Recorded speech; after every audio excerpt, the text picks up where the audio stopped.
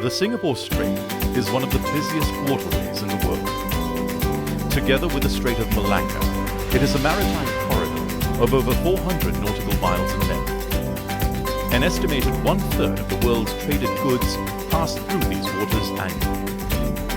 A figure which is expected to increase as the region's economies continue to grow.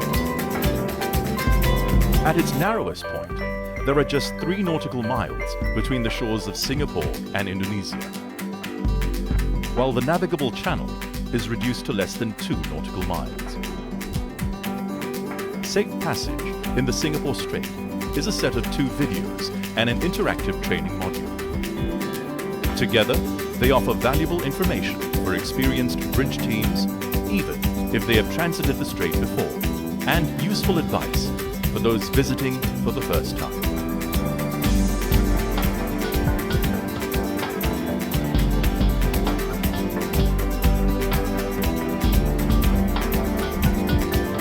There are around 1,000 ship movements each day in the Singapore Strait.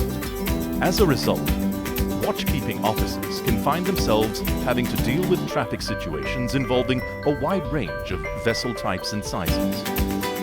This is especially challenging in poor visibility. So detailed voyage planning, good seamanship, and situational awareness are essential to safe navigation. The hydrographic data is regularly checked, so when calculating safety factors of depth and contour settings, make sure you have the most recent updates. There are strong tidal streams in the strait, which must be remembered, as these can make a big difference when crossing lanes or picking up a pilot. The pilot boarding grounds for Singapore and Malaysia are all to the north of the TSS. Sambu, the pilot boarding ground for Indonesian ports, is to the south. If you are going to pick up or drop off a pilot, it's good practice to come to the side of the separation lane nearest to the boarding ground in good time to avoid having to cross at the last moment. Navigation in the strait can be demanding, so everyone needs to be properly rested at the start. Traffic movement is always changing. Watchkeeping officers need to know their ship's position and maintain good situational awareness so that they can make appropriate navigational choices. It's important to have the right level of bridge personnel. Always follow your company's SMS. All vessels must proceed with caution. They need to maintain a speed consistent with safe navigation. As always, keep to your company's SMS, but it is strongly recommended to have the engine room manned throughout the transit. In addition to following all applicable rules of the road, officers are well advised to take a look at Rule 10 concerning navigation in a TSS. Remember, being in a TSS does not give you the right of way, so use good seamanship. This could mean slowing down to help resolve the traffic situation, even when you have the right of way. Always maintain a safe distance from other vessels. Keep an eye out for the weather. Sudden thunderstorms with heavy rain can occur between June and August, and October to December. The visibility can become moderate or poor very quickly. Haze can also reduce visibility. Shipmasters are advised to keep a proper lookout and navigate with caution. In addition to following all applicable rules of the road, ships shall comply in particular with Rules 19, 20, and 35 concerning the conduct of vessels in restricted visibility, the exhibition of navigation lights, and the use of sound signals. In darkness, vessels crossing the TSS and all precautionary areas are requested and recommended to display a signal of 3 all-round green lights in a vertical line. This indicates the intention to cross to all nearby vessels. In the TSS, it's rarely possible to always keep strictly to the planned course line. Watchkeeping officers must be prepared to move to one side of the lane or the other to overtake or even when being overtaken. as well as the traffic in their immediate surroundings. They are advised to look well ahead to see what situations may be developing. Information on other vessels' intentions may be requested from the VTIS. The Singapore VTIS operates 24 hours a day. It is an advisory service and covers the 3 Strait reporting sectors 7, 8 and 9, known as Strait Rep. Reporting to it is mandatory when going into a new sector. Station calling Singapore VTIS. This is VTIS West. Please give me your call sign and name. Over. VTIS West, Marvin Nestor. It's good practice to inform the VTIS of your intentions at that time. There are teams of operators for each of the Strait Rep sectors. Mariners are recommended to follow the advice of the VTIS whenever possible, because the operators can have a better understanding of the traffic movements over a wider area. But remember that following navigational advice given to you by the VTIS does not give you the right of way. The bridge team alone is responsible for the safe navigation of the vessel. Going east, you will enter the Singapore section of the TSS at Sector 7.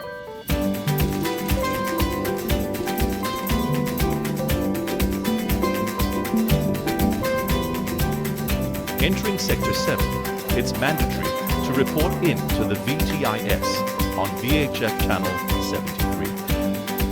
If you are transiting, you will be asked for information including your destination and whether you are carrying any dangerous goods. If you are, they will ask for details of IMO class and weights. You will not have to give this information again during your transit as the VTIS pass it on from sector to sector. If you are going into the Port of Singapore, they will already have this information in the pre-arrival notification. There are 4 precautionary areas in the Singapore Strait where you may encounter a high density of crossing traffic. Eastbound.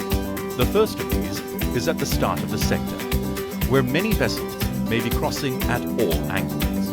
Take care, as smaller, local vessels may not strictly follow the rules of the road and may not answer VHF calls.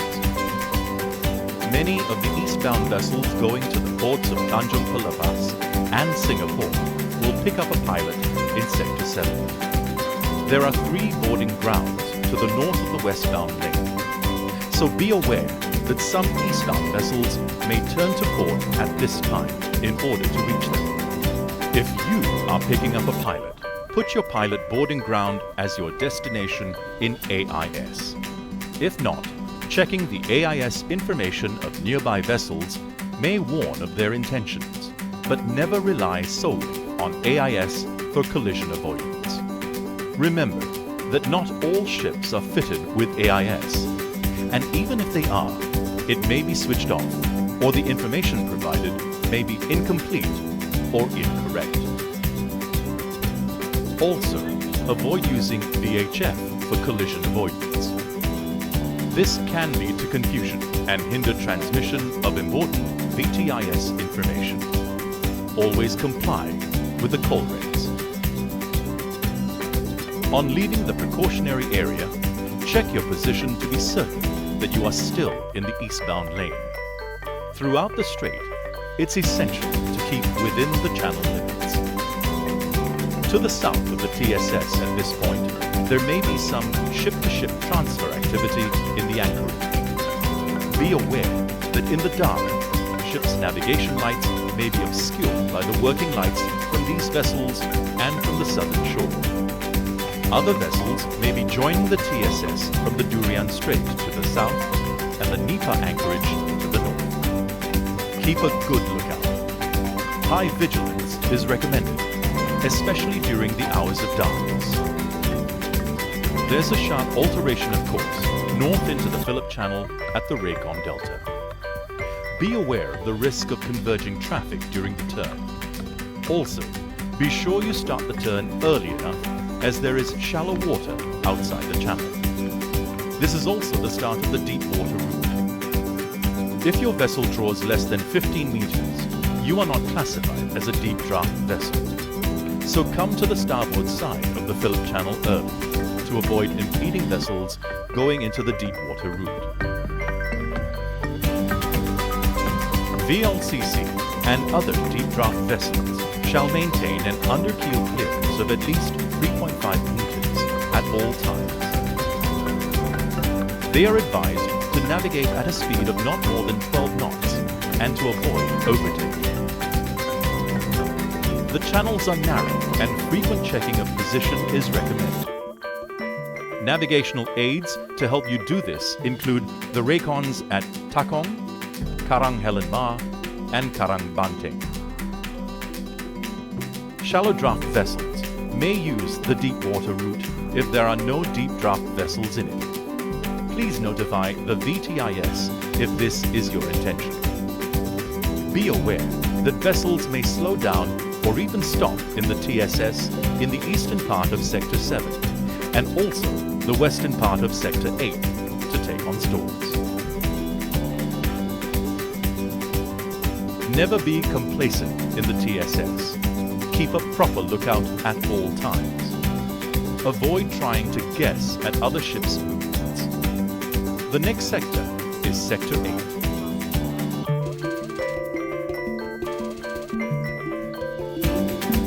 When entering Sector 8, reporting is mandatory to the VTIS on VHF Channel 14.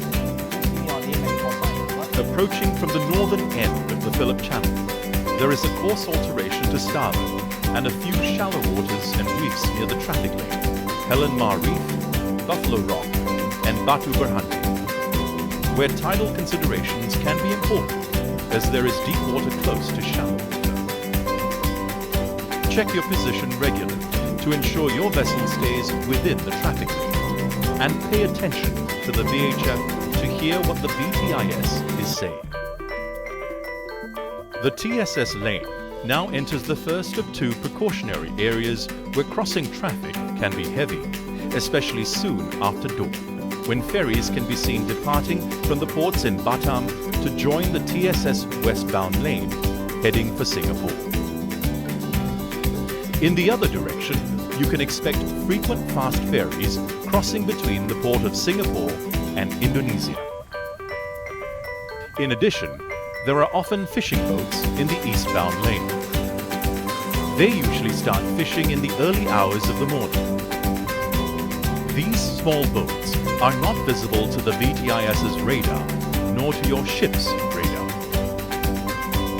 Their movements can be unpredictable. They may not be displaying the correct lights and shapes. There may also be many tugs and tows crossing at any time of the day and sometimes at night. Vessels departing from the ports of Singapore or Indonesia may cross the precautionary areas to join the traffic lanes of the TSS. Also, look out for vessels slowing down and turning to port in order to approach one of the pilot boarding grounds north of the westbound channel. Check the nearby vessel's AIS data for information on their intentions.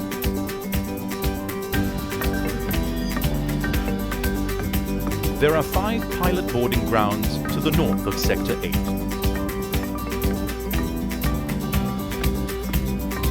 The movement of Singapore pilots is managed from a central control room where everything possible is done to ensure that pilots get to their booked ETA on time. It is a separate organization from the VTIS. A tracking system means that delays are very rare, but with over 500 pilot assignments per day, delays do sometimes happen. You must contact the pilot service 2 hours before your ETA to confirm the booking on VHF Channel 20. You can expect to find vessels waiting near the boarding grounds, especially around the eastern boarding grounds, Charlie and Bravo. Vessels are advised to calculate and adjust their speed in the hours before arrival to avoid having to wait near a boarding ground and cause congestion. When approaching the boarding grounds, it is strongly recommended that they should do so at a safe speed, following all applicable rules of the road. in particular the separation distance and factors listed in Rule 6, such as the state of visibility, available sea room and traffic density, among others. Only one vessel will be scheduled to arrive at Bravo and Charlie at any one time, and the next vessel will be scheduled at an interval of not less than 15 minutes later.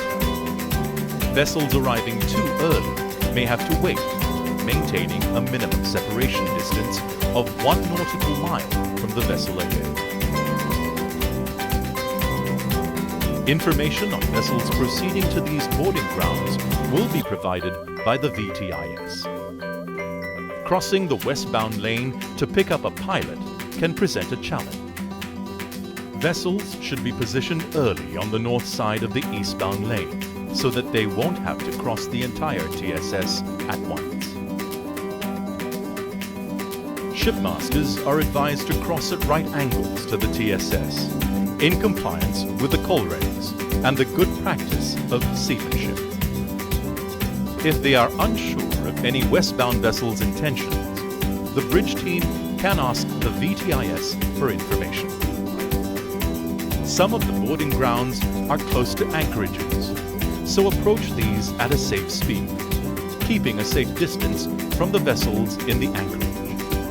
If you are crossing during the hours of darkness, be sure to display the signal of 3 all-round green lights in a vertical line.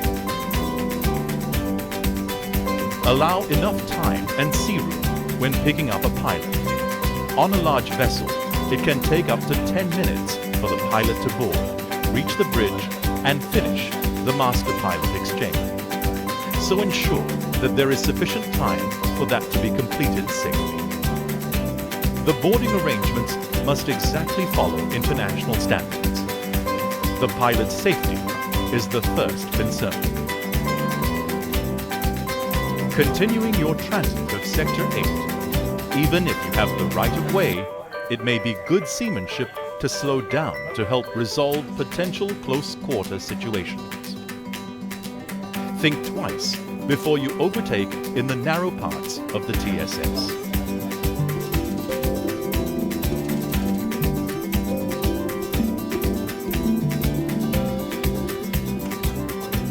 When entering Sector 9, reporting is mandatory to the VTIS on VHF Channel 10. Sector 9 is generally less crowded than Sector 8, as the TSS is wider. However, the large precautionary area that takes up about half of the sector can still be very busy with crossing traffic.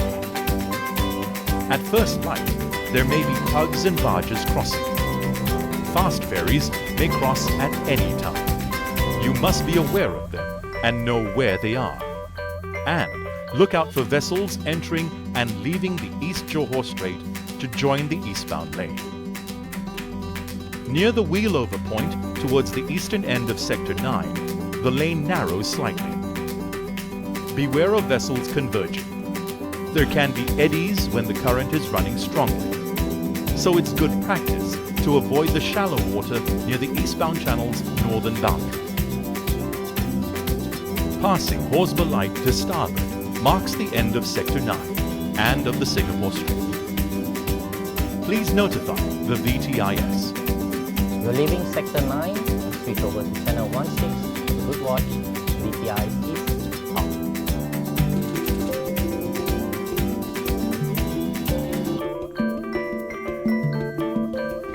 Detailed voyage planning, good seamanship, and situational awareness are essential to safe navigation in the Strait. Make sure your bridge is adequately manned as specified by your SMS. Maintain good communication with the VTIS throughout your transit. We hope you found this video helpful. Have a safe